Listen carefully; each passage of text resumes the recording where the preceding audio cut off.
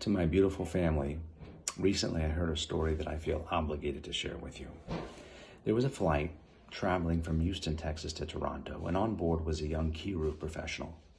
In his row was a burly fellow sitting by the window seat, and his boarding pass was sticking out of his pocket with the last name Weinstein.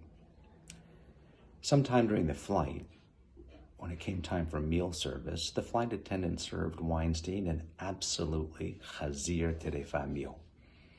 The Kiruv young boy looked over and says to Mr. Weinstein, you could have ordered a kosher meal. At which point Weinstein rolls up his arm, shows him his sleeve, and says, you see these tattooed numbers? In the Holocaust, I lost everything, young man. So when God tells me keep Shabbat, I say no. When he tells me keep kosher, I say no, and whatever he tells me, I do the opposite. Any questions? An awkward silence went on for many, many hours, and about 30 minutes before the flight landed, Weinstein looks at the young man and he says, would you like to know why I do what I do? He says, one day before liberation, before the planes were flying over, all I had left was my young boy.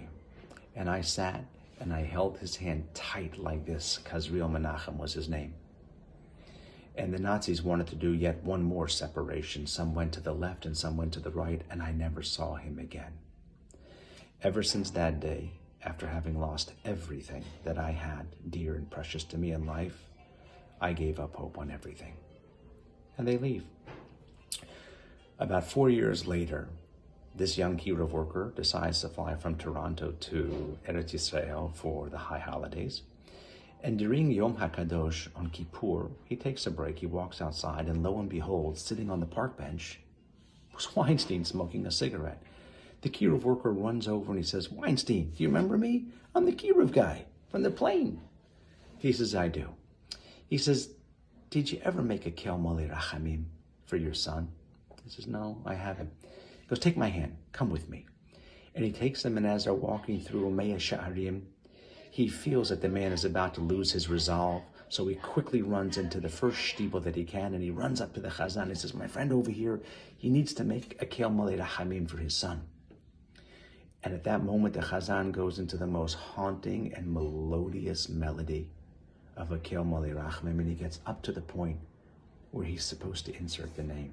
And he looks to Weinstein, and he says, Weinstein says, Oi, Kazriel Menachem ben Yecheskel Shrage. Oi, Kazriel Menachem ben Yecheskel Shrage. What happened to you? You died on Kiddush Hashem. At that minute, the Chazan looks over at Weinstein. He says, Tati? A palpable white chalk came across his face as he fainted to the ground. It was a reuniting of Kazriel Menachem and his father, Yecheskel Shrage.